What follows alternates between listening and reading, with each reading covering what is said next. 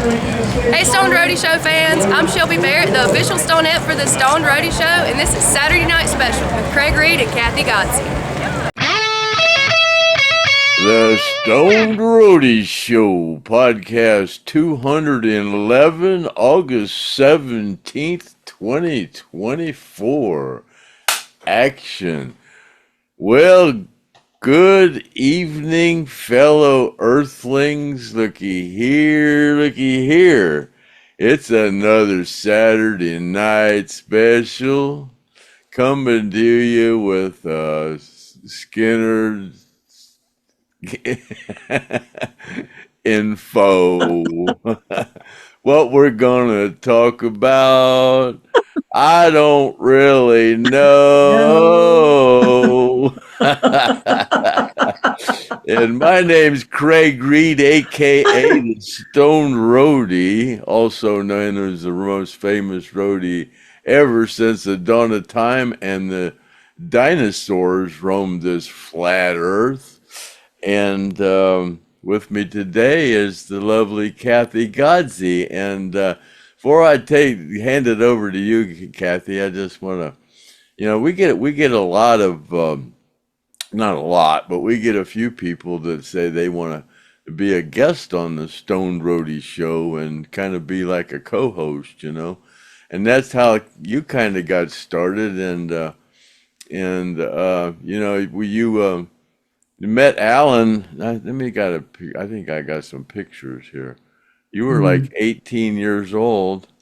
And, yes. Yeah, that's Alan's house. And you called that sign the Lynyrd Skynyrd reality sign that's on that first album. And you called that number and got a hold of Coach Skynyrd, and he kind of gave you Gene Odom's number, and Gene actually took you over to Alan's house, and then when you contacted us and say, hey, I actually went to Alan's house, when I was 18 years old. I'm looking for this other picture. That's why I'm talking so slow. And here it is here. And you actually met Alan, and you took this picture with the lady Beulah. And I'm kind of going over this for people that have, we've gone over this before, but for some of you newcomers to the Stoned Roadie Show and don't know who the lovely Kathy GODSEY is, we're going to do a little preview of how Kathy got involved with the Stoned Roadie Show and how she became my co-host. And like I said before, there's a lot of people that call up and want to get involved and be a guest on the Stoned Roadie Show, and that's kind of how Miss GODSEY got involved with us. And you said coming up here is going to be your second year. You started August the 20th, 2 years ago. So, yeah, why don't you go? I'm enough jibber jabber from me. Why don't you go ahead and tell us the story there, Kathy? All righty. Yeah, looky here. It's a Saturday night special, August 17th, 2024. Craig and Kathy. Yes, so August 22nd actually will be 2 years from when I first appeared on the podcast. And I love it. I've had so much fun. The first podcast that I appeared on was podcast 28. And if you go back, you can see I told the story of how I first met Alan. And ironically, that podcast is the most viewed podcast for the Stone Roadie. It has over 13,000 views. So Gene Odom was on that podcast, which I'm sure is why there were 13,000 views, because everybody loves seeing Gene Odom. But I had told the story about how when I loved Lynyrd Skynyrd, and in 1979, I had the Nothing Fancy album, and the insert of the album, there was had some like a collage of photos, and one of the photos was a picture of the Lynyrd Skynyrd realty sign. So I called the phone number, and I asked to talk to Lynyrd Skynyrd. He wasn't there, but they gave me his address, the address of the real estate agency. So I wrote a letter to him. I told him I was a big fan. I said, I want to meet the band members. I want to meet Alan Collins. He wrote me a really nice letter back, and I still have that letter. It was typed. And he sent me a T-shirt from a concert that he was promoting, and he gave me the address of Gene Odom. And he said, Gene Odom is Ronnie's bodyguard. So I wrote a letter to Gene Odom, and he wrote me back, and he sent me some pictures, and he said, if you ever come down to Florida, look me up. So the following May, my friend Carolyn McGurl and I were in college, and we decided to go to Daytona Beach for our spring break. And we got a rental car, drove up to Jacksonville. We went to Gene's home. He wasn't there. This was before cell phones. So we went to a phone booth. We called him. He was home the second time. And he met us at an ice cream place. He brought his daughters with him. And then we were talking. He was very nice. He took us to his house. And he picked up the phone and he called Alan and he said, remember that girl that I was telling you about, the girl, the big fan? So apparently he had mentioned to Alan that I was a big fan, and he put him on the phone with me. And I don't know what I said to Alan, but I was, like I said, probably something really stupid. And a little while later, he took us to his home. He said, I need to go to Alan. Do you want to take a ride? And that was something I'll never forget. And, you know, certain songs in your life always bring back certain memories. And there was a song that was so popular back in that May. It was May 28th, 1980. That song, Lost in Love by Air Supply. It seemed like it was always on the radio. And every time I hear that song, I always think of the day that I met Alan Collins. So Gene drove up to his house and he drove into the driveway. Alan lived on Julington Creek Road in Jacksonville. We drove up to the driveway and Alan's car wasn't there. And Gene said, I don't think he's home. So we turned around to go back and I was not happy. I was almost crying because I thought, oh my gosh, I really want to meet Alan Collins. This is my chance. And we were driving back down Julington Creek Road and this burgundy Toronado Oldsmobile went flying by super fast past us. And Gene said, oh, there goes Alan. And I said, turn around. And there was no way I was not going to have him turn around that car. So we went back.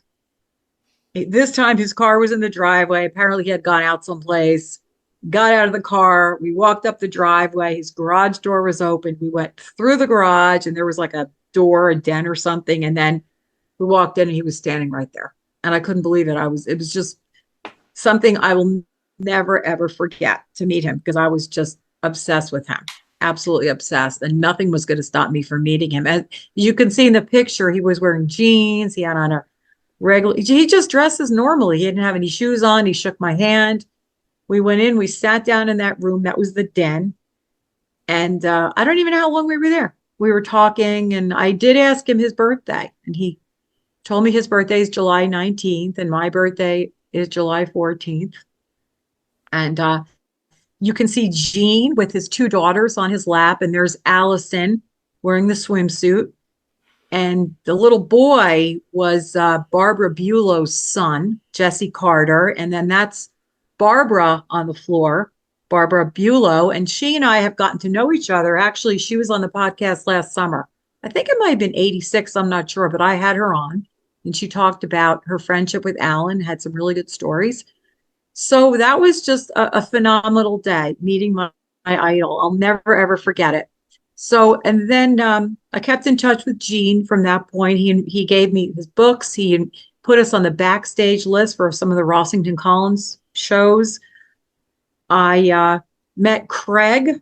I didn't expect to meet Craig, but one of the shows I went to, the Palladium in New York City in 1981, my friends and I were banging on the door trying to get in, and the door opens and some guys let us in, and I guess it was Craig and Mike Sparks. And I said, I know Gene Odom. I want to get backstage. And Craig was getting real close to me. He said, you know, you're very attractive. And I just remember feeling really close to being violated. And I had my two guy friends with me, and I didn't matter. I felt really uncomfortable. So anyway, and then there was another time that we went to see the Rossington Collins Band. They played at the Garden State Arts Center in Holmdel, New Jersey, and Gene put us on the backstage list. And afterwards, we went to the hotel where they were staying, and Gene took us on the bus, and just so many cool adventures, all because of Gene Odom. It's all because of Gene Odom. But let's flash forward to August of 2022. I saw Craig on Facebook. I don't know how I saw your name there. I didn't know who you were, but I friended you. And then you accepted my friend. And then I said, thanks for accepting my friendship. I met Alan Collins, and then you put me in touch with Griff contacted me, and then I wound up talking to you on the phone, and I told you, I'm not sure who contacted whom first, but you and I talked on the phone, and I explained to you how I met Alan, and you thought that was the funniest thing, the coolest thing. So you said, do you want to come on the podcast and tell your story? So I did. And then that was podcast 28. And then the podcast 29, you had me back. And then Griff was moving. He had some things going on. So I came back periodically, and now here I am. So that was 2 years ago, and I'm having a blast. I know that was a long-winded story, but you asked me to recall it, so I did. Well, and here we are today. That is pretty cool. Yeah, but I got an well, let me get my microphone over here. Yeah, there you go.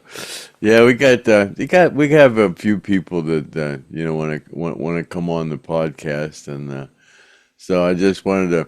It's been, like I said, it's been 2 years since you first came on, and we might have a few new viewers. We have a lot of people that know who you are, but anybody that doesn't know who you are, they'll go, I wonder who that lady there is, So, so we just introduce you to all you newcomers, but yeah, so Kathy's kind of like a school teacher for special ed kids, and she doesn't give them homework, or she doesn't bring home work or nothing like that. No, they don't do homework. No. But she takes kids, not even young adults, out and inducts them into the real world. I guess that's kind of what you do. But yeah, so we have to kind of watch what we do when lovely Miss Godsey's on. She's I don't I don't participate in some of the activities that Craig does, so that's why we keep it clean. Yeah, she's got a sign that says opposite I'm not. of what mine says. Where's mine? Where's my sign? Oh well, you know which one it is. I'll show you my sign. I got my sign right here. This is my sign. Oops. This is my sign, Craig. When Craig decides to oh, there's mine. Sorry, we're stoned. Sorry, I'm not stoned. Yeah. Thanks to Larry Tate. They'll probably take away our monetization for that one. Yeah. Yeah. But anybody who's watching this is probably doing the math. Wait a minute. This was 1980 and she was 18. Oh God, she's old.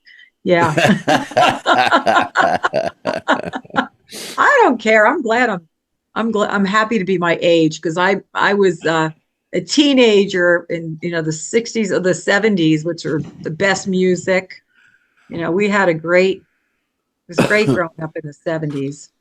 So that's why I'm here today, and I'm really enjoying myself. And I've brought a lot of guests on. Barbara Bulow has been on. Mike Caruso was on. I had Mikey Lockout on a couple of times. Oh God, a bunch of people. Robert Lamb. Can't even think of all of them right now. Please don't. Yeah, we lost count of how many times you've been on. Guys, you've been on like 25 times, something like that, probably. Is it? Yeah, and you and I do the Saturday night. I think we quit counting around 18 or so. When I Yeah. think we quit counting around the time we started doing the Wake and Bake morning show. We kind of quit counting. Seems like that. I don't know. We just Yeah. started doing that and kind of not long ago, and we're already up to what are we? I don't know, 90, 96, 80, Wow. 89. Yeah, that's what it was. Yeah. But we've done a bunch of fun shows. We've done the New Year's Eve shows. We've done Oh, yeah, the the New Year's Eve shows were Halloween. fun. We dressed up in costumes for Halloween. Make it fun, you know? Drank champagne, popped the Drank corks, champ. and And Griff one time put a white towel on his head and pretended he was me. yeah. That was the funniest thing. But It was yeah, so but fun. Kenny, before I forget, Kenny Peden died today, a year ago today. We lost Oh, Kenny Peden on oh, August 17th. We don't want to forget oh. that. And Carol Cat Cake Girl, I read one of her comments and said she read this thing that said "Rest in peace, Mark," and she was confused. She thought maybe Mark Howard had passed away, and then she saw where he cut his finger off, and but wanted somebody to confirm it because she was kind of concerned about it. Yeah, no, Mark Howard, he's still with us. But yeah, he did cut the tip of his finger off with the lawnmower, I guess. Oh Just the gosh. tip. He said he lost his fingernail. But yeah. So yeah, Carol Cat Cake Girl. Yeah, there's the story on that one. So yeah, that's the most recent news here. And um, so what the heck? I know you got an agenda going. So what do we got going on this Saturday night there, Miss Guzzy? Well, speaking of injuries, I had an injury, and you and Griff were nice enough to, you know, express your sympathies toward me because I cut the back of my heel about a month ago, and that's been pretty miserable. A lot of nice people have reached out to me: Connie Beck, Tina Oresco, Cindy Hudson. A lot of people have reached out and said, "Are you okay? Is your leg okay?" But yeah, it was kind of a really horrible thing to go through. Normally when I have glass that I'm throwing out, broken glass, I would put it in a bag or something or box. But I happened to have a piece of, I was making iced coffee and I poured the hot coffee into a clear pitcher. And it wasn't one of those good quality pitchers. It was one of those crappy pitchers you buy at like the, home store, or whatever. And I poured the hot coffee into there and the thing just exploded. The whole bottom of the pitcher just blew out. It was a big disc. So I put the pitcher to the side and I just put the disc. It was this, round disc. I threw it in the garbage because the garbage had a lot of paper towels and stuff in it. And I just figured it would be nestled in there, but it made its way to the bottom of the bag. And when I took the garbage out, that thing hit the back of my ankle and just the biggest laceration. It was about, 6 centimeters, I guess. And I went to the emergency room. They put 8 sutures in it. The next morning, I woke up with blood all over my sock and the bandage, and I had to go back to the emergency room. They put 2 staples in it with no type of numbing or anesthesia, anything. That hurt like hell to have staples put in the back of your foot. And then since then I've had a lot of pain and I have Achilles tendonitis. So it's healing up, but I'll tell you, it was an expensive mistake to be just next time, I would always wrap it up and be more careful. But thanks to all the people who've reached out, it's healing up, but it's a horrible thing to go through. Have staples and sutures in the, back of your foot. So Yeah, anyway, like I told you before, I've known a couple of people that have done that exact same thing and carrying broken glass in a garbage bag and hit the no, back of their leg and just sliced their leg open, You got it in a bad spot right there at the bottom of your ankle there. That's a bad. They got it in the yeah, back of their leg, but down there where wow. you got it, that's a bad spot. for It sure. was a very deep, deep cut. I mean, I couldn't believe the how deep it was and how wide it was, and it was just. I Well, thought, you how said could the I? staple came out too, didn't you? No, it was actually it was a nurse who was in the emergency room. She put 8 sutures in it and sent me home. And then I woke up the next morning and I just went to bed and I could see blood coming out of my bandage. And I opened it up and two of the sutures had burst open. They bursted open. So I had to go back to the emergency room and they said, well, we're going to have to put staples in this. And this time I saw Oh God. a PA. And, all those copays, 2 emergency room visits, and then all the doctor visits. But, when they put those staples in, they didn't give me anything, lidocaine, nothing. And it was horrible, horribly painful. So, Oh horrible. Yeah, really. Craig, I can send you the pictures if you want to see them, but no, thanks. they're as No, bad as thanks. you can imagine. Very painful. Thanks, but So, no thanks. gross, but it's healing up now. It's all healed up, but it's just I still have to do like therapy. I have to do like a lot of these stretches on my ankles, and it's ridiculous just for, a silly thing like throwing a piece of glass into the garbage bag. So I'll be more careful next time. Expensive way to learn. But anyway, I just want to say thanks to all the people who reached out to me, and they're really kind. Want to say prayers to cousin Figel. I'm going to call him this next week, see how he's doing. I talk to him every couple of weeks. Says his And kidney is hurting, and that's what I oh, talked to him, and he says his kidneys are hurting pretty bad. Yeah, oh, yeah. why? Poor guy. I'm going to call him probably Oh Monday. yeah, and he's actually got a guitar, one of those Skynyrd guitars, the gold top, the Epiphone that was everybody has that was signed. He has one of those, and think we're gonna ask people if they want to bid on that guitar here uh, on the podcast. I guess he talked to his son, and his son isn't really interested in it. So because like cousin Figel's kind of got some issues with some cancer, and he doesn't really know much longer he's got here on this earth, but he's enjoying the time he's here, trying to anyways. Yeah. Well, And prayers to cousin Figel. yeah. Continued prayers to him. And also,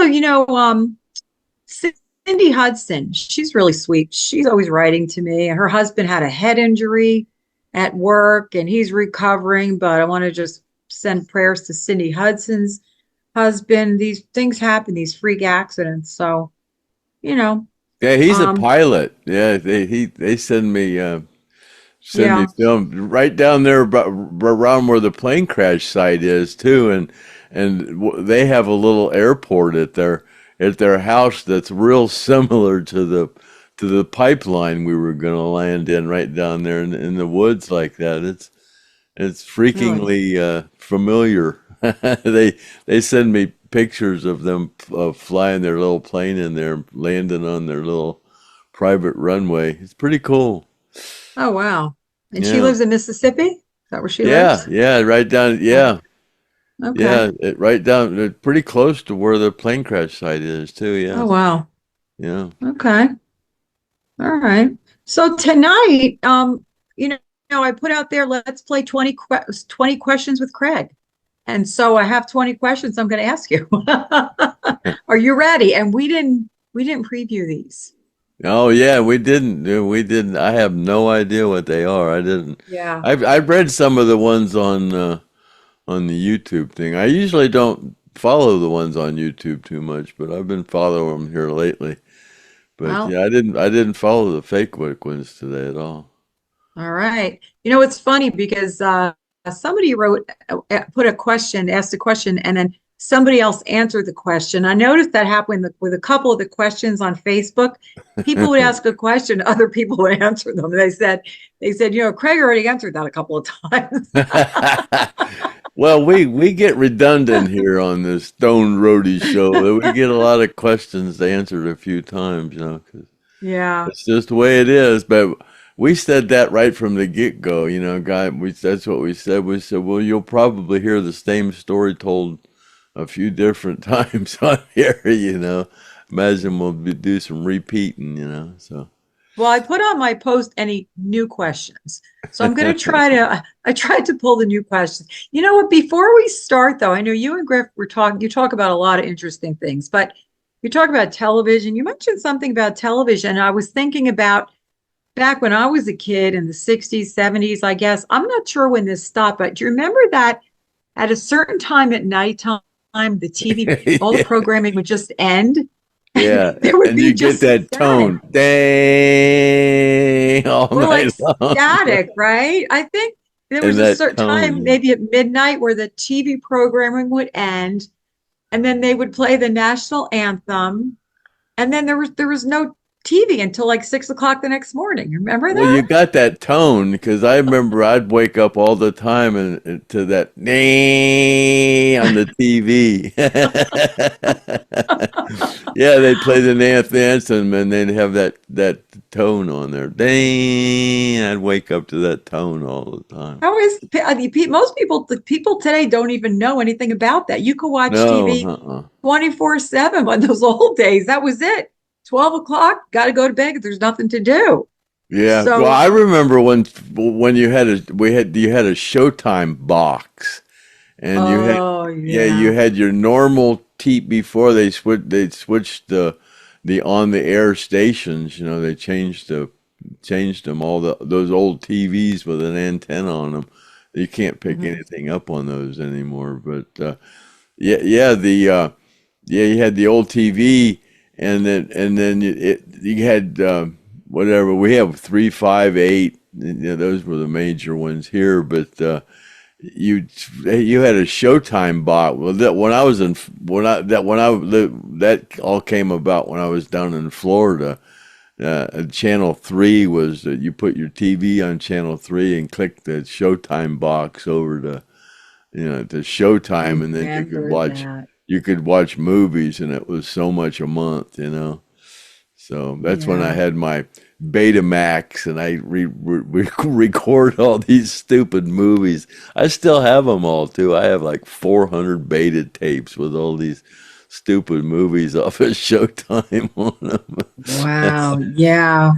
I remember those days. Wasn't that the late 70s when Showtime first came out with the boxes? Wasn't that it? I think late Now it was 70s. like 80. Yeah, it was like 80. Yeah, Okay. yeah, it might have been Yeah. 79. Yeah, maybe 80, something like Yeah. that. Yeah, right in Yeah. there. Yeah, Showtime with a box. Yeah. And I remember, yeah, we had the antenna with the rabbit ears. And then the first Hmm. time when we got the cable, you had the big box with all the little buttons. Well, you had to push all the buttons to get your channels. But before that, before we had cable, the TV dial just had, we had in New Jersey, New York, we had 2, 4, 5, 7, 9, and 11. Those were our channels. And then 13 was like the public television. That was, nobody watched public television then. But that was it. We had 6 or 7 channels, and if you didn't like it, and if you didn't watch TV before 12 o'clock, you're out of luck. So that's it. 'Cause at 12 o'clock, I guess they would show I guess all of uh, I guess the programming would go off at 12 o'clock, right? I guess it wasn't worth spending money to air TV all night. Is that what happened with you know, I they don't shut know. everything off at Yeah, midnight? they all quit. They all quit about 1 o'clock, something like that. All the TV stations would shut down at 1 o'clock. I guess everybody went home. I don't know. I guess they didn't. Yeah, I It's guess so that. funny Yeah, though. yeah. They worked till 1 o'clock in the morning, and then they went home. It's And so funny. they started about 6 in the morning or 5 in the morning or something, and come back on. I don't know, Yeah, something like that. crazy. Boy, we've made a lot of progress since then, but Well, those are the old God, you days. remember the first cell phones. So I remember I had one of those Motorola cell phones that was a great big, like carrying a great big purse. That was a great big bag, and it had a phone hooked to a cord going down to that bag. Yeah, Yeah. people would carry those around. Yeah, I had one of them. I still have my old cell phones. I have all of my old cell phones. I had the first one, it had the little antenna, and then I got the flip phone. I felt so liberated when I got my first little flip phone. And then I had a camera. It was a big deal to have a camera on it. But yeah. Yeah, you used to pay. Yeah, you used to pay for minutes and stuff, and you pay. Yeah, it was all Oh that my stuff. gosh, that's Remember, right. I remember when I was God with God.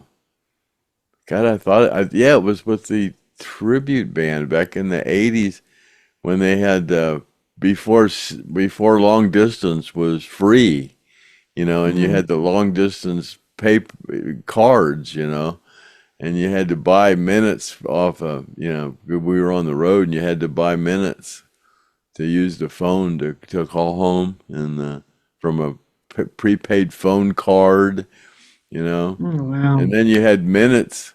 You paid per minute for your cell phone service, you know. Yeah. Uh, and Do you then remember the old? AOL, remember AOL? You paid for minutes. You got 90 minutes of free on online time for on AOL. You've got mail. But what's funny is, you watch some of the old TV things, and they had phones in cars, but I Mhm. guess they were really expensive back in like the 50s. But if you go back in the History Channel stuff, they had phones in the cars in the 30s and 40s. They had phones in cars. Did Um, they? yeah, Oh, I didn't know yeah, that. they I sure thought it went did. back to the 50s. Oh, They that's had all interesting. kind of they had all kind of weird turn of the century. They had all kind of weird contraptions that kind of just disappeared. All these things that we have now are new or kind of like reinvented from the last century or something. It's really strange how some of this stuff has reinvents itself. Do you remember? I remember calling when I was a kid. We had an aunt and uncle who lived out in Albuquerque. And when my mother would call them, it was a big deal to call long distance. And they would sound really far away. They would sound so far away calling, oh, we're calling long distance. And Oh you had to yeah. be careful how long you stayed on the phone. And then you would call late at night. I think after 11 o'clock at night, it was Yeah, cheapest. yeah. After Yeah. after a certain time, it would drop like 35 after 5 o'clock after business hours. It would drop Yeah. like 35 or 40%. Then after 9 o'clock, it would drop. The rates would drop. Yeah, but yeah, I I remember remember the, God being over and when we used to travel in Europe. God, if you used a hotel phone and called the United States. God, it was crazy expensive. Yeah, yeah, it was ridiculous. Yeah, that was It crazy. was always like that. Before cell phones, if I ever used or I was away and I used the hotel phone, you would get such a bill. They would just charge you so Oh, it was much crazy. They to use charge you their for local phone. calls. Yeah. Yeah, that's crazy. Just to So, use the phone, they charge you. Yeah. do you remember on the old telephones when they first introduced the pound and the star key? I remember when the pound and the star key were first on, we used to say, "What are those buttons for?" They'd say, "Oh, those are for the future." You know, 1, 2, 3, 4, 5, 6, 7, 8, 9, star, zero, and then pound. Like, what are those numbers for? It's so weird. You used Wow. to be Well, able to call 555-1212 and get the time. That's what we call it here. oh my Yeah. gosh, that's so Call funny. 555-12. The time is 9:47. Yeah, that was cool. You just Yeah. Well, you know what they still do out here at 10 o'clock? They'll come on, they'll say, it's 10 p.m. Do you know where your children are? They Oh still do yeah. that at night. Yeah, I don't know if they do that all over, but in New York, they do that. Do you know where your children are? It's crazy. So it should be, do you know where your parents are? Yeah, really. Forget about the Where's children. mommy? Yeah, really. That's true. So, oh, when we did this show back in July, I had mentioned that Alan Collins, we wanted to wish a happy birthday to Alan because his birthday is July 14th, July 19th. And I didn't mention Mike Caruso. Mike Caruso shares the same birthday as Alan, and he and Alan used to get together for their birthdays um, when he was when he was friends with him before Alan passed. So he saw him, and they spent a lot of birthdays together. So happy birthday to Mike Caruso, and I won't forget you next year. So, all righty. Do you want to get going with the 20 questions? Yeah. All Let's do right. it. Well, Yeah, I don't know if we have I 20, got on but Griff the last podcast we did for all these. He was starting to ask Stump Craig, and I go, yeah, there you go. You guys know I got brain damage, and then you want to hit me oh, try to stump me and make me look stupider than I already look trying to do these podcasts. But yeah, let's go no. ahead and see what I don't remember. Well, you know what? No, I'm going to go easy on you, but I can't remember stuff from 45 years ago. That's crazy. Well, this is a question now. You know, on one of the most recent podcasts, somebody wrote in the comments, they referred to the murder of Alan Collins. And, I wanted to ask you what your opinion was about how, I guess the person was referring to the things that some of his friends and former band members did to him that maybe drove him to, his eventual death. Do you really think that, just thinking about what happened to Alan after the plane crash, after Kathy passed away, and all the events that happened with Gary and the guys, do you really think that, believe that that was kind of like the murder, that maybe Gary or his friends could have driven into that? Or do you think that it would have happened anyway? Whatever happened to Alan was totally self-induced. I mean, he just, he was crazy before Kathy passed away. He was already, wrecking cars and all kind of stuff before she passed away. But then after Kathy passed, yeah, he was kind of like on a death wish. It was just. He was just on the edge. But no, but Alan is responsible for his own demise, and so is Leon. Leon did it to himself. Billy did it to himself. I mean, being on that plane crash, it's rough on it. That was rough on everybody's mind. It drove everybody to drinking. I mean, and it might be an excuse, but it's a good one. I don't know if I would have took the course I took so drastically if it wouldn't have been for that plane crash and stuff. But no, anything you do to yourself is all self-induced. It's just how you handle stress. Most people handle stress today by eating. Let's look around and you'll see, that's how they do it. It must be, I don't know. It must be So you don't think something. that, I'm sorry, so you don't think that the what happened with Gary and Alan when they had the fight and Gary and Dale took off and then Alan's accident, the car accident, which left him paralyzed. I mean, do We you all think had that, we all had similar issues. I mean, we all had that kind of, okay, I mean, Gary was going through the same stuff. I mean, you can't blame it on Gary. He was dealing with the same thing. I was dealing with the same. Leon was dealing. We all dealt with the same thing. It's just Alan. Alan was crazy. I mean, you can ask anybody that knew Alan. He was always like that. He was just always right on the edge. He always was before the crash, and it's like even during the band, you would think that that band only lasted for 3 years, and God, Alan was in so many car wrecks, and so was Gary. Billy, Leon wasn't. Leon was pretty out there too, but Leon didn't really get into things where he hurt himself, like I mean, Billy got in some pretty severe car wrecks, and Gary did too, and Alan did too. They were all like that. You know, they're all gone. You know, they all did it to themselves. Okay. All I mean, right. I saw it. I mean, Leon lived with me for a couple years. I saw what he did to himself. I basically lived with Alan for a couple years. I saw what he did to himself.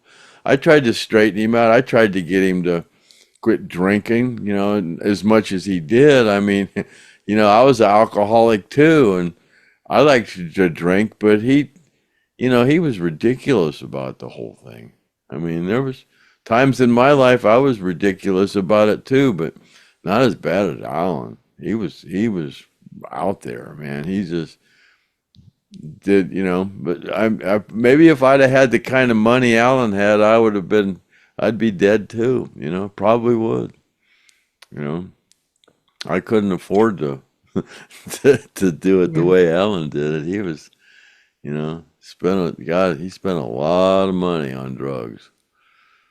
Now, in Sally Arnold's book, she mentioned, and somebody asked actually, I saw it was one of the questions, YouTube questions about how Sally said something about, made a reference to Alan and how he really he got Kathy involved in all the drug use and was just demanded drugs 24/7, and he got her, it was hard for her to keep up with him.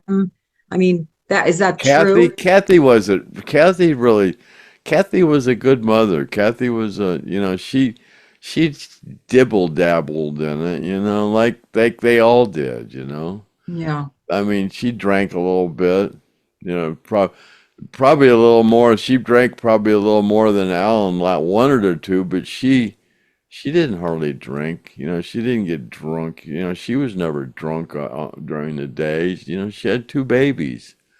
She was a good mother, but she did party a little bit, but not like Alan. Okay. That's crazy. All right. All right. Next question. This is from Glenn Heindel. At Gary's funeral, Johnny was there. Johnny Van Zant was there.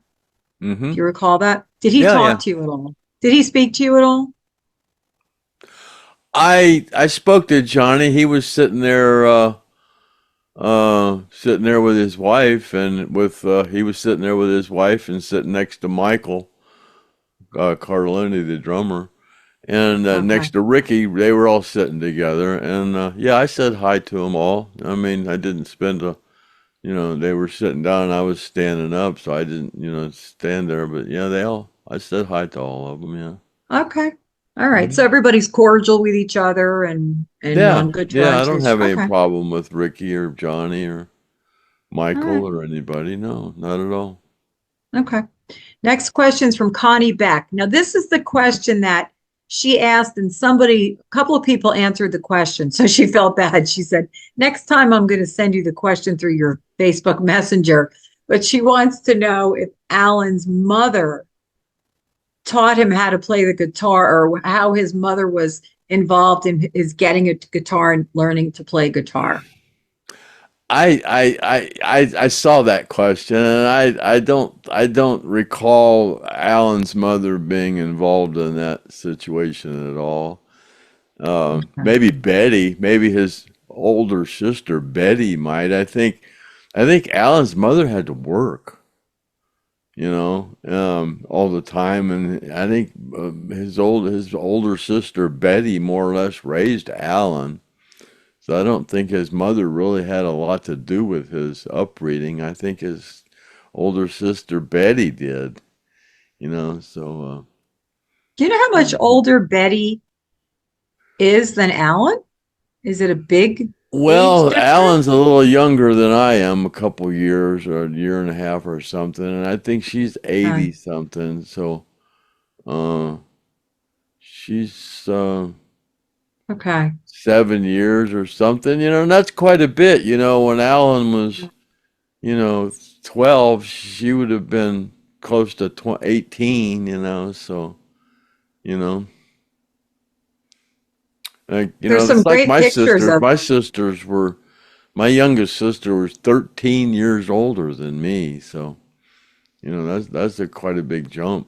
You know, so when I was 5, they were 18. The youngest one was 18. When I was 5, the youngest one, my youngest sister, was 18. They were all like married and gone by the time I was, you know, a young kid.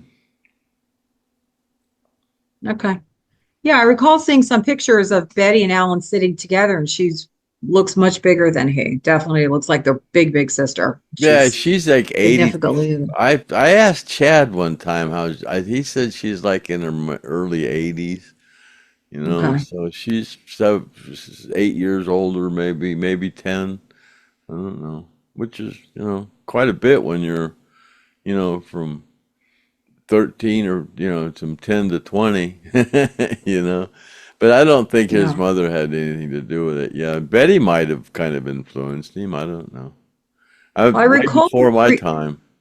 I recall reading that Alan's mother bought him his first guitar. Not, I know his dad got remarried, but his mother, Eva, bought him his first guitar. That's what I recall reading somewhere. But Yeah, as far as might have been, teaching yeah. him, I'm sure he probably was just self-taught, right? Oh yeah, Okay. yeah, he was self-taught. Yeah, him and Gary were both self-taught. They didn't have money for less. Well, yeah, they didn't really have money for lessons. Okay. Next question is from Jeff Marconet. He wants to know, do you recall the last time that you saw or spoke to Leon, the very last time you saw him before he died? Well, um, we were on the road. I was at home. We had just been home. I don't remember a week or two, and I got a phone call that he had died, but I can't remember exactly because that was 2001, and I was um, yeah, I was with my last wife in '99, from '99 up until 2001. So Leon was staying here with me up until Leon was staying with me probably 97, 98, right up into '99, and he was. I don't really recall exactly the last time I saw him. I really don't. It was on the road, but Why was Leon staying with you? he had just divorced with his last wife, Rhonda, and we were coming home from a tour, and we were in the airport, or don't remember exactly where we were, and I just said, "Leon, where you going, man?" You know, because I knew he had just gone through a divorce and stuff. I said, where are you going? Where are you calling home now?" And he goes, "I really don't know where I'm going." And I says, "Man, well, you can come and stay with me, you know, if you want to." So he said, "Okay." So he did. So he come and stayed with me, and then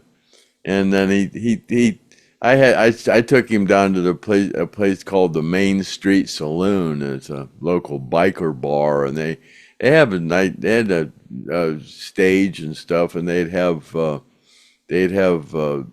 Thursday night was open mic, and a bunch of musicians that go down and jam, and I'd take Leon down there, and he would get up and jam, and because of that place became real popular because Leon was down there playing bass, and then and then Leon would get down there, and God, I'd want to come home, you know, and Leon, he'd want to just stay out and party, man. So I have a friend, Doyle Baird, and So Doyle and Leon became good buddies. I said, "Here, Doyle, you take care of him."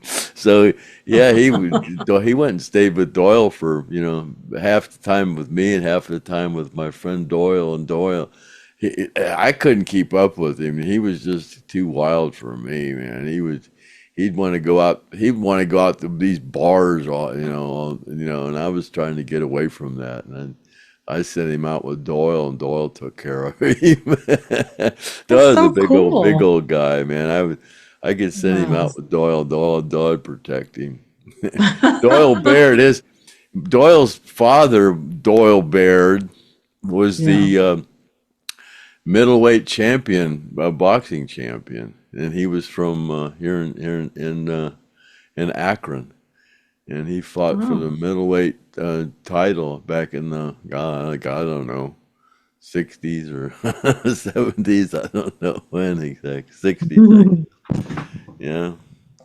So when Liam lived with you, did he have all his stuff with him, like all his hats and He everything? didn't have Or anything.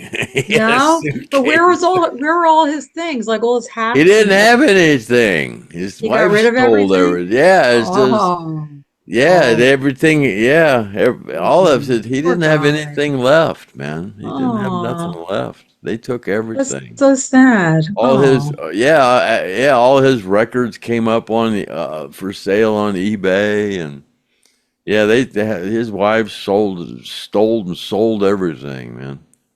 now is that Lily's mom or was that a different wife? No, different. He was married not as many times as me, but he got taken advantage of a lot worse than I did, though. Oh, that's so sad. Yeah. Oh, well, that was a good question, Jeff. Yeah, I know he lived with you for a while, but I didn't know, that story about how he was staying with your friend as well. All right. Okay, the next question's from Kathy Keeble. Hey, Kathy Keeble. You had mentioned that at the Nebworth concerts that Jack Nicholson came back and he partied with you guys. Mm-hmm. Remember that? Did you ever talk to Jack or was it just Oh God, party with him? yeah, heck yeah, I Huh? did, man. What Yeah, was he we, like? we were we were standing we were standing there passing the joint around, just bullshitting. We did a couple of lines, not line. I don't think we had lines. I think we had a spoon. We were passing around. Yeah, he was cool. Yeah, he Is he we just like he is in the he hit a movies? The he same? hit. We were standing in a doorway, kind of looking out of the dressing room. We were all standing there and smoking this joint, and he took a big old hit of this joint, blew it out, and he said, "And there they were, flying in formation," like from the line from Easy Rider. It was funny. I'll never Oh forget yeah, it. that's really cool. So did he talk? He talks the same as he talks in movies? Yeah. Yeah. Yeah. It was like we were in a movie. He was just the Hmm. way he is in a movie. That's just the way he is. Yeah, he doesn't Yeah. act. That's just the way Yeah. he is. Yeah. Wendy, I'm home.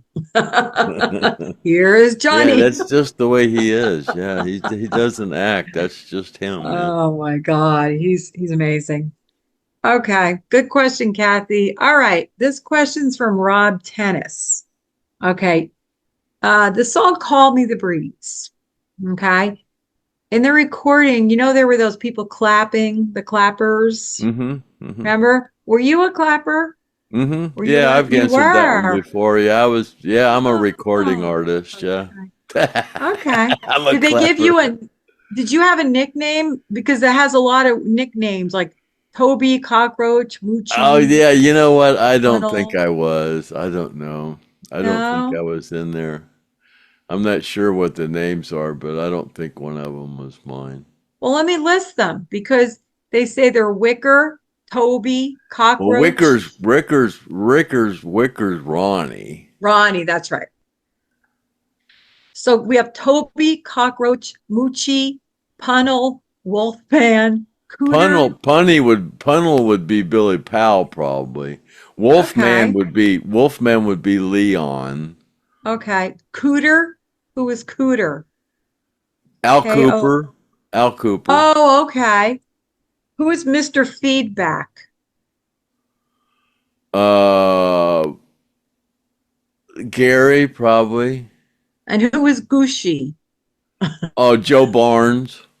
Oh, so you got all of them. Who is Toby? And Toby Cockroach. sounds like, I think that was a sound engineer guy. Okay. Oh, that's so cool. And Yeah. Cockroach. Who is Cockroach? I don't know who Cockroach was. All right. That's a good question. I remember you answering about the hand clappers, but I didn't know. I remember being in there, yeah. Oh, Yeah, that's because so my cool. timing's not that great. I didn't know if I wanted I didn't want to be off time. I love that. I'm going to go listen to that tomorrow when I get in my car. I'm going to put on Call Me the Breeze. I'll listen to the clappers. We were talking before before the podcast. We were talking about how. I was intimidated doing that because I was afraid I'd be late or something. You know, I'd be the one that was off a minute minute. You'd be the odd clap. Yeah, We were really. talking before about how, I always hear Skynyrd songs but unfortunately in the stores, the Skynyrd song that I hear most is Sweet Home Alabama. We were talking about how there are all these wonderful, so many Skynyrd songs that people don't even know about. It's crazy. Go listen to those records, like I've Been Your Fool. And I mean, that one, it's hard to even find that record, that song. Yeah, a lot of people, when you're talking to them about how there's so many people, Leonard Skinner, and was so much of an influence in their lives, and people will go, yeah, well, the Beatles were pretty much a pretty influence in music, and you'll go, yeah, but when you're going down the road in your car, how many Leonard Skinner songs do you hear before you hear a Beatles song? Yeah. Or you go to a bar, and how many Leonard Skinner songs do you hear before you hear a Beatles song, or any Mhm. other song? I mean, like you say, in an elevator, in Walmart. I mean, it's just there's something about Leonard Skinner that just won't go away. There seems to be a revitalization of the band in these early days, that especially with young musicians, especially with guitar players, and there was with the Travis Tritt and the Kid Rock, all those guys, and all the country guys that made the transfer from country into the new country, all say that they got a lot of their influence from Leonard Skinner. So for some reason they were a major influence in rock, or in music. That's for sure. Um, Yeah. And but when you talk about Leonard Skynyrd, my feeling about Leonard Skynyrd is the pre-crash Skynyrd, yeah, because yeah. what's touring now is not Leonard Skynyrd. And by the way, you were mentioning about how you tried to get into that show last week, and I can't believe they're calling themselves Leonard Skynyrd. That is insane. That is Well, insane. they're a tribute band, but It's a tribute it's band. Ronnie's brother, and Ronnie always said, one of these days my brother will probably be singing my songs. I don't know if he realized he'd be doing it by himself with no other members of the band being in there anymore, but that's the way it worked out. I don't have a problem with Johnny carrying on. I mean, he is keeping it alive in some way, shape, or form. I believe it's there's a lot of tribute bands out there, but they're still selling a lot of, they're out there touring. I mean, God, every band there is, if they're still breathing, they're out there. Ringo I heard Ringo is the oldest touring musician there is now. He's 84. I thought Keith Richards was older than that. Keith Richards is older than everybody. Yeah, but the thing is, Ringo's not touring as the Beatles. It's just No, ridiculous. no, Sometimes he's a people, touring music. Yeah, he's like the yeah, oldest touring musician. Yeah. yeah, I don't get it. I don't understand. I don't condone it. That's why when you returned away last week, I was like, I don't even know why you bother going up there. But no, that's not Lynyrd Skynyrd. Lynyrd Skynyrd is 77 and before that. So I don't Well, know. I don't you know, understand. it's they kind of say, anybody that ever worked with Leonard Skinner, are our family, but I get wind that Billy Powell's children, Joel and Brandon, will call the Skinner's office, and have interest in trying to go to the show, and there shouldn't be a problem with that, but apparently they don't even get a call back. And then I hear little Lily's been thrown at Leon Wilkeson's son's been thrown out of 2 shows. Now, to me, that's just uncalled for. I mean, Leon's son's been through enough. Um, I mean, I wasn't there, and I don't know what the situation was, but I'm sure it wasn't bad enough for Leon's son to be thrown out of a show. It just doesn't seem right, to me. I No, it don't know. doesn't It seem seems right. like any of the original band's children that want to go see the tribute band shouldn't have a problem with it. Artemis's kids, or I'm sure Pepper Pyle would like to go, and I don't know. It's just weird. I don't know. Maybe I'm thinking about it differently than they are, I guess. I don't know. Yeah, they may really have no interest in it. They may not. You're thinking maybe they do, but maybe they have no interest. And we're like, it's not Just Leonard seems like Skinner they anymore. would, be happy to have survivors of that plane crash at the show, Yeah. but it's quite the contrary. Yeah. Yeah, absolutely. Okay. All right. Enough of that. Let's go to the next question. Question is, Craig, what have you been eating? And have you been fasting? You haven't really talked about fasting or cooking or stone roadie soup. What are you up to anyway? How are you keeping yourself, you know, uh, Uh, hydrated and keep yourself I'll going? tell you what, I made some stone roadie soup last week. Oh my God, is it good? But I make it different all the time. And I got this new seasoning, Cajun seasoning. It's called Slap Your Mama. Yes, it's Cajun seasoning. It's called Slap Your Mama. And when I first made this batch, I put too much Slap Your Mama in it. At least I thought I did. But when I first made it, it was right after I made it. I go, wow, I might have put too much Slap Your Mama in there. So, but the next day I tried it. I go, whoa, it's really good. I had the perfect amount of Slap Your Mama in there. They make you But blow your yeah, it's nose. good. But I don't know. I've been eating too much tuna. I don't know. I don't know. I Okay. think, um, Well, but everybody wants to trying know. to find a way to eat more hard-boiled egg or eggs. So I kind of mixed eggs and tuna and make a tuna salad, and then have some soup. And that's all I have basically during the whole day. I just have a little bit of soup and some tuna, but sometimes I make a sandwich, but not often. Okay. Do you eat meat still? No, I haven't had. I still have a steak every now and then, but I don't really haven't had any chicken or any kind of meat here lately. No. Okay. All Mm-mm. righty. All right. We want to know, everybody wants to know what Craig's eating. And I know you stopped I, drinking those Jamocha shakes because you oh saw yeah, well, all the stuff that's I in was there. drinking those Jamocha Gosh. shakes.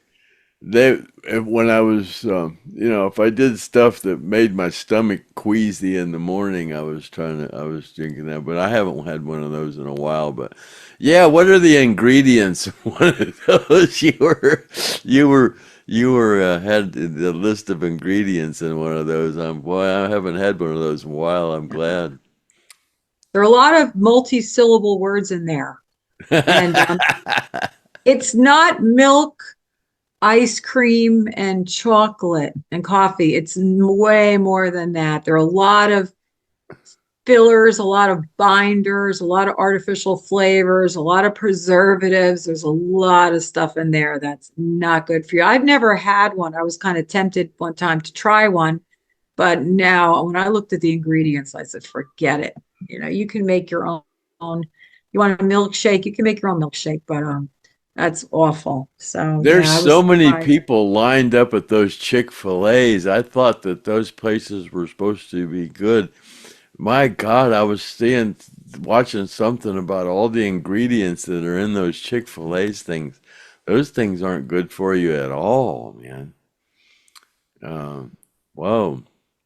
Well, I don't eat meat. I can't What eat. can you eat anymore that's not Yeah, phony anymore? Everything they're just making yeah, it as cheap as possible. But from what I understand, it's just here in the United States. Other countries don't permit some of this stuff. I think they're trying to right. kill everybody. You know what I was I don't eat meat, but I eat fish. And when I go to the grocery store, I don't know if how many people really take notice, but you know those shrimp cocktail rings, you know, the shrimp rings, they're all Hmm. lined up Yeah, and they yeah, have the yeah, little yeah. sauce. Well, those I looked at those. Those are all farm raised. Farm raised from like Vietnam Yeah, or yeah. China. I will never eat those again. I've eaten those things so many times. And you notice they're kind of like mushy. They're not like really fresh, you know, crunchy shrimp. But whenever I go to buy seafood now, I like to buy frozen bags of like flounder or sole or you know, the any kind of salmon. I always flip the bag over. First, I want to check to make sure it's wild caught and not farm raised. And I want to make sure it's a product of USA and not caught like from China or Vietnam. You'd be surprised. I will, or Thailand, there's no way I'm eating fish that was farm raised from Thailand.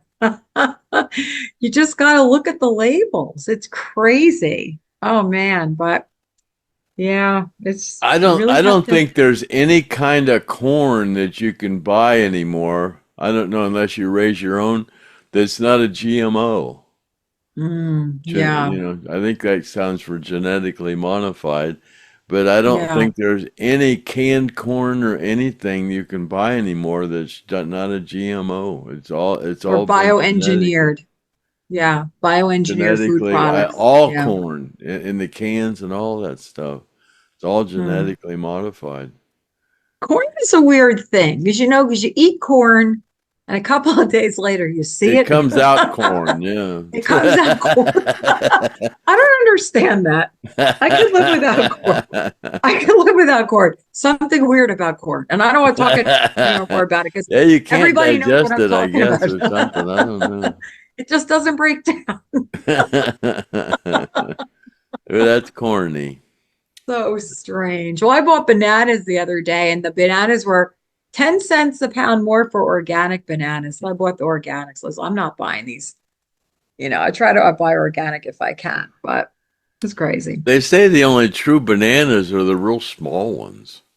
Oh, the little baby ones? Yeah. Yeah, they said Yeah. those are They they say have to have Chiquita. the seeds. Yeah, I think me and Griff talked about this. Yeah. And the watermelons, you're supposed to eat the seeds. We were always taught not to eat the seeds, but I guess watermelon seeds are supposed to be good for you. In any kind of fruit that they've taken the seeds out of it, every fruit's supposed to have seeds in it, I guess. Hmm. If it don't, it's been modified. Yeah, I don't that's know. true. That's true.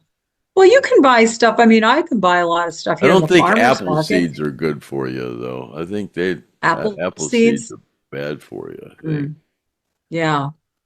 Yeah. But you But know, we can buy. dandelions, God, dandelions. But I've heard I'm a hillbilly, so us hillbillies make that dandelion wine. So I've always kind of ate dandelions, but I guess they're really supposed to be good for you. The green, the whole thing, the whole dandelion. They make dandelion greens and Yeah. Dandelion salad. Yeah, people eat dandelion salad. Yeah, I just I've pick them never up eaten and them, eat them but out of the ground. you do? Yeah, oh, yeah. Really?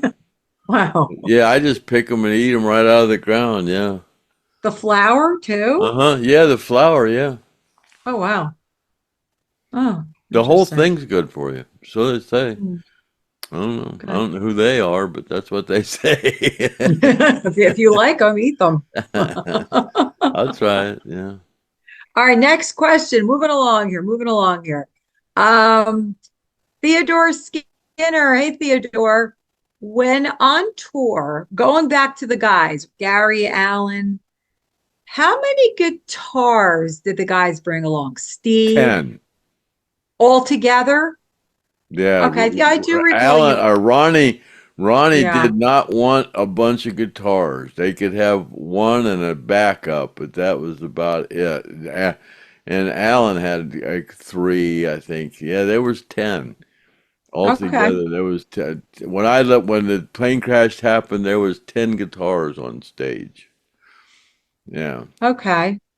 So Alan had 10. How many did Gary play? Do you remember? No, that was 10 total. 10 total, but that didn't Yeah, that include the was bass. all the guitars. That was Okay. four guitar players. There was 10 guitars. Oh, so you're including the bass also. Okay. Well, no, not really. No, 10 regular guitars, yeah. Okay. All right. Yeah. Why was Ronnie restricting them to 10? They didn't have time to change guitars, you know. It was like you got Okay. a guitar, just play it, you know, but there's quite a difference between a Strat and a Les Paul though. There's big tone difference.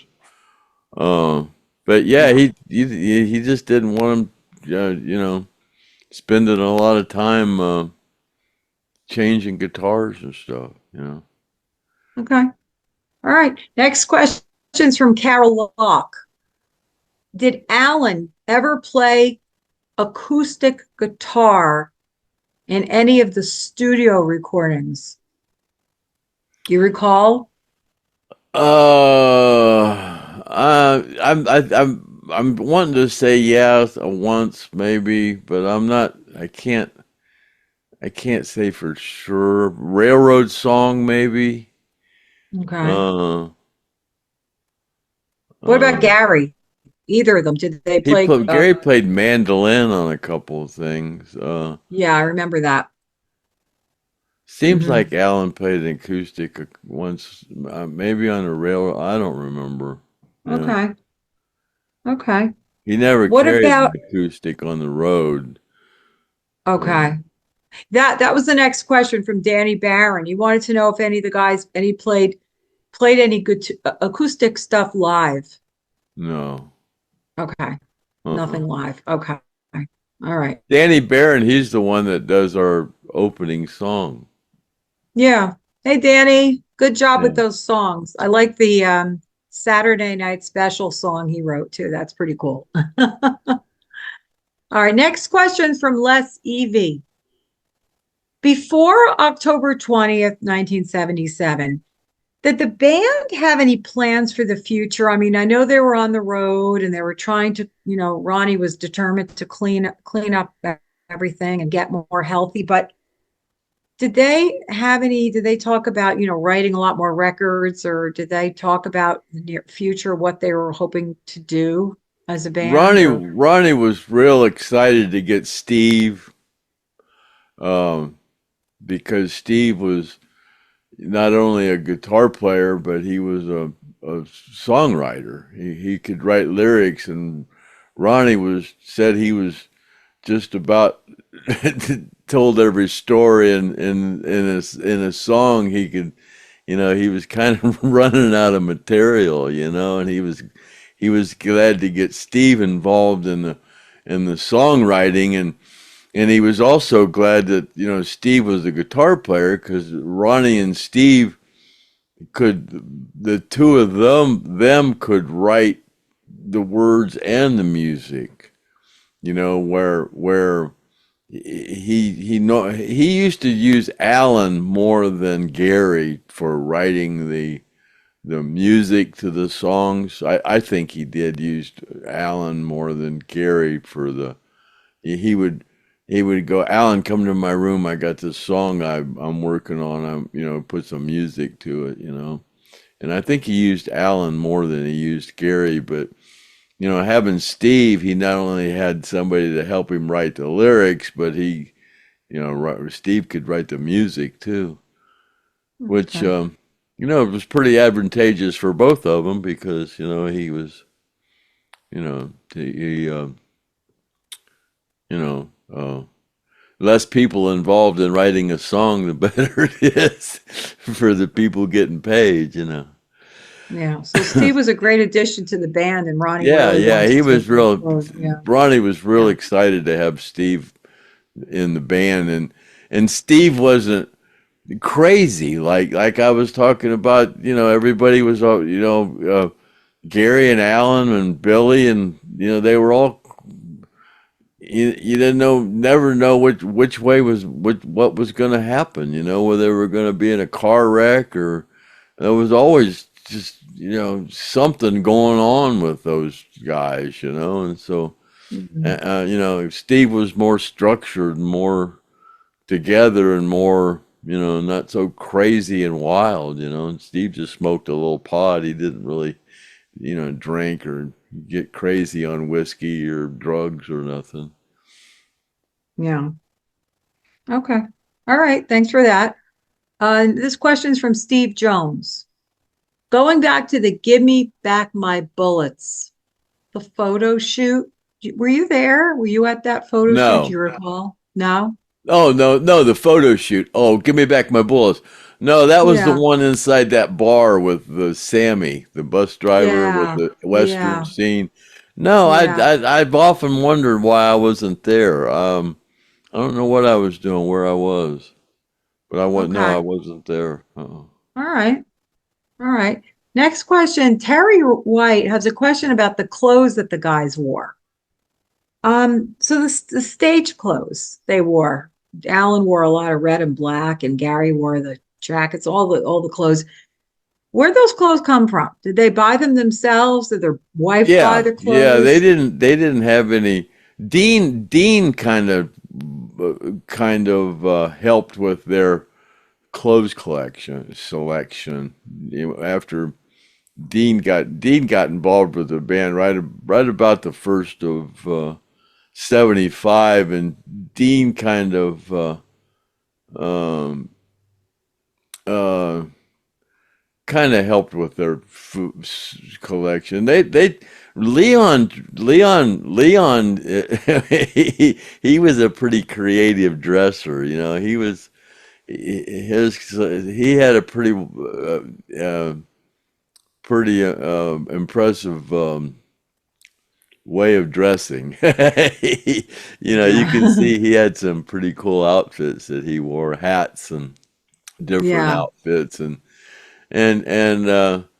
I think yeah, from what Dean really helped Ronnie with his stage attire, and Dean was kind of involved in help them put some of their stage clothes together. I think Alan, I think more or less just like you said, just wore the rated X and the the red and the white, and he kind of they all kind of had their own flair for the way they wanted to dress, but Dean kind of had some influence in it, kind of Well, picking I up mean, his Alan clothes. wore a lot of just regular. A lot of them were just wear jeans and t-shirts and things. But Alan had that white outfit in the day in the green. That white outfit Yeah, with the white pants, and he really uh-huh. stood out. So, were those clothes custom made, or like where do they No, uh-uh. buy No, those they didn't clothes? have anything custom made. All right. Leon was the only. Leon had all his vests and his boots. He paid a lot of money. That one vest I have, he paid like $2,600 for that vest that I have. Really? Yeah, he paid a lot of money for some of his boots and vests. Yeah, he paid a bunch of money for some of his stuff, custom made stuff. Yeah. What about Gary? Gary had wore a lot of those jackets. Where did he get his clothes? Oh God, I can't really remember where Gary got some of his All right. stuff. I can't. It's interesting. I mean, today we just order everything online, but then, do they go to the malls today? Where do Yeah, these I clothes come from? I'm Yeah, not some cool sure. things. Yeah, Gary had some pretty cool stuff, but yeah, I can't remember where they. I know Dean helped a lot, helped out, with Ronnie's stuff and I think I don't know. He helped out with a lot of stuff, I think, as far as their wardrobe went. Okay. All right. Next question is from Warren Hanberry. Now, this question's already been answered. You've already mentioned this a couple of times, and people said on the comments, he already answered that question, but I'm going to ask you anyway. What kind of strings did the guys use? The brand and the gauge of guitar strings did the guys use? They all used Dean Markley, Yeah. and they all used 10, 13, 17, 26, 36, and 46. Now, those Except are good lottery numbers to play. I'm gonna play except those lottery numbers. Alan on his Stratocaster would use 9, 11, 13, 16, 9, 11, 9, 11, 16, 26, 32, 42. Yeah, a lighter All right. gauge on the I'm somebody write those guitar strings down. on the Those are going to be my seriously. I wish I 9, had a 11, 13, 9, 11, 16. Yeah, that's what it is. 9, All right. 11, 16, I'm gonna write. 26, I'm gonna have you. I'm 32, gonna message 42 you. on the Strat. Yeah, those And are it was 10, definitely gonna be my 13, lottery. 17, 26, 36, 46 on the Gibsons. Okay. On Dean Markley's. And Leon used round, ground, wound bass Hmm. strings. Round, ground, wound. Dean I remember Markley. you talking about that, but I don't remember the numbers. Yeah. Well, those are going to be my lotto numbers from now on. I'm going to be buying those all the time because there's got to be something behind that. So Warren also wants to know, did you have a favorite guitar? Like, was there one that you kind of liked, stringing, tuning? Did you like the sound of it? Out of all the guitars the guys played, which one did you kind of favor? If you Oh did. God, I think the Explorer probably. Yeah. Yeah, that was probably of all of Mm, them. yeah. Me Because I too. knew that was kind of the most expensive. But Yeah. yeah. Gary's Gary's Les Paul and yeah, the Explorer had to be my favorite. Yeah. Okay. All right. Next question from Tom Gross. Did you and Ronnie ever go fishing together? Yeah. Yeah, we did go fishing, and Ronnie wanted No me to go way. fishing with him, and I didn't have a fishing pole or nothing, so we went to the Kmart, and he bought me an Ambassador 5500, one of the silver ones, and a Eagle Claw pole, and yeah, and I had that, and I foolishly sold it. Didn't fish anymore, and I sold it. And like I sold a bunch of stuff that I wished I wouldn't have sold now, but then I felt bad because I sold it and went and bought myself a red Ambassador like Ronnie had, you know, and the same pole. I got the Eagle Claw pole and a red Ambassador. So where did you guys go fishing and what boat We did you went to use? Lake Delancey. Hmm. Yeah, and yeah, that we went to the same place where I have the film of when me and my wife Sue, and Chad, my son Chad, and Judy and Ronnie and Gary and Martha and Gene and his daughter. We all went on that fishing trip in that Winnebago. And Okay. yeah, we all went to Lake Delancey. But Okay. that's the only places I went fishing with Ronnie. But we went Okay. 3 or 4 times there by ourselves. He taught me how to Okay. go jigger fishing. That's where you have one of those big long cane poles, and you tie you have about a foot of string on the end of this cane pole, and put a little hoolie popper on it, and you reach it out on a lily pad, and then you pull it off that lily pad and try to see if there's a bass under there, And man, you get a big old bass on the end of that cane pole, man. Yeah,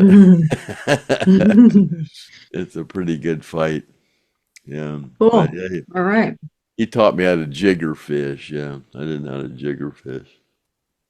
So Never what did. did you catch besides bass? Anything That's else the only that you? thing we would fish for, just bass. Okay. We went to catch that big old uh, 23-pound world record bass. It's somewhere down there in Florida or Georgia or Texas, or that big old monster's out there somewhere. Really? Oh boy. Yeah. All Yeah, but right. I used this great big old worm, a rubber worm about that long with double hooks on it. I was out to catch that big one. I did.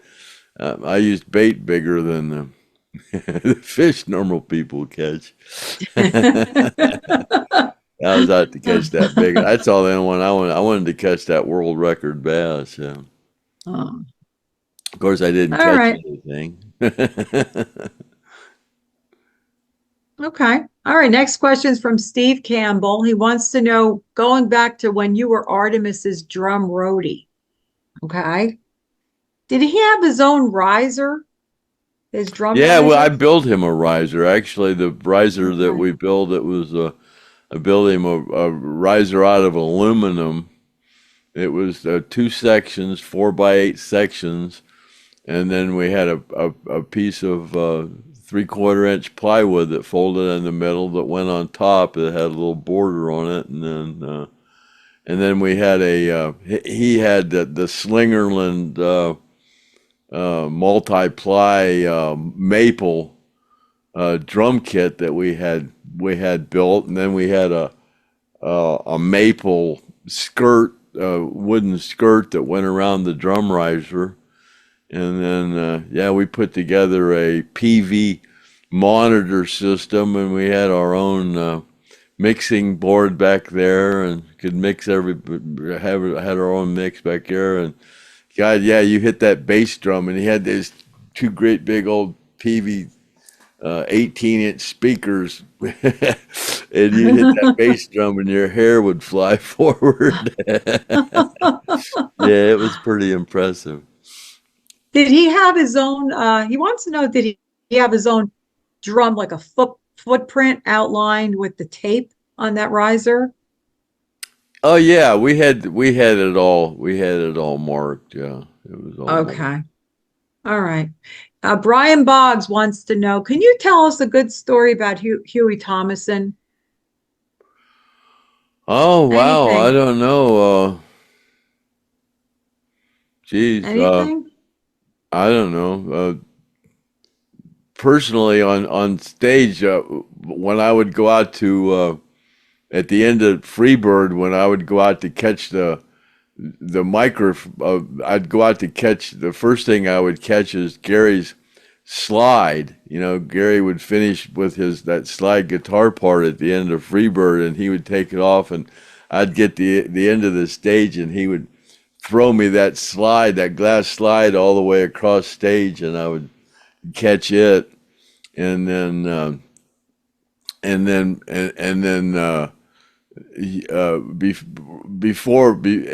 Huey, as soon as I would go over there on the side and get ready to catch Gary's slide, you would start flicking me his pick, flicking me a pick, see if I could catch his pick. And I usually caught it with one hand. He'd flick it to me, and I'd catch it like this, And then Gary would throw me the slide, and then Johnny would throw me the mic stand. So they're catching things, but that's just something me and Huey had, on stage. That's the only thing we really did on stage together. I wasn't even the guitar roadie. I was. Yeah. I was just up there on stage, but. Yeah.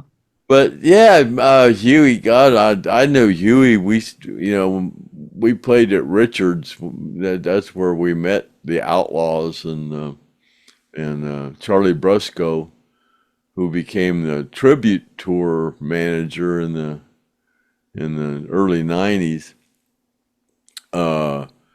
He was the Outlaws manager, and so we met all the Outlaws guys and hung around with them quite a bit. Actually, we did a lot of shows with the Outlaws. So yeah, Hugh and I became pretty good friends. I knew all the Outlaw guys, Henry Paul and Billy and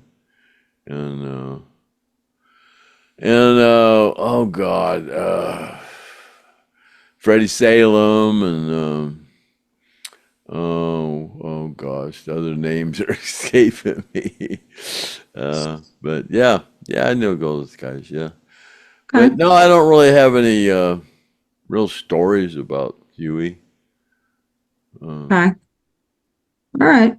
I got one more question. I think we hit our 20 questions. I don't even know. I wasn't counting, but I know we had 20 questions. The last question is about Gary's house. Now we know that Gary's house has been on the market for, I guess, almost a year, right? It's been quite a while. Gary's house in It's been there Milton, quite Georgia. a while, yeah. Yeah, $12 million, 80 acres, 7,500 square feet, $109,000 a year in taxes. It was built in 1990 and it was sold in 1997 for $1,025,000. So 1997, they bought it for $1 million and now it's $12 million. So when were you there? Did you go there like when he first bought the house or? I was there in They bought it in 97. 90s, in the late 90s, I guess. Okay. Probably shortly after he bought the house, right? You were there? Yeah. And did it look, did you think Yeah, they did a lot of I was renovation? kind of there for the party they had, the housewarming party. Yeah, Travis Tritt was there with his wife, and Oh, wow. yeah, Wow. they had a party. So is that the only time you were at his house or did you go there other No, times? I was there a couple times. Okay. Yeah, it was a really nice house. Yeah. Yeah. Yeah, really nice house. I was surprised when you said it was they only paid $1 million, just over $1 million for that house. My God, that was a nice house, man. Well, that was And almost it's like 30 years 80 ago. acres. I mean, yeah, that's crazy. The value of that thing went way up. Yeah. Yeah. I can't believe the taxes, though. God, that's $10,000 a month taxes. Yeah. 109 for the whole year. That's a lot Yeah, of taxes. Yeah. yeah, So I yeah. don't know what they're going to do if they're going to just keep it for sale, but Dale moved, from what I heard, Dale moved back to Jacksonville, and somebody before, I guess somebody puts fresh flowers on his grave every week. I guess she oh, moved back to Jacksonville.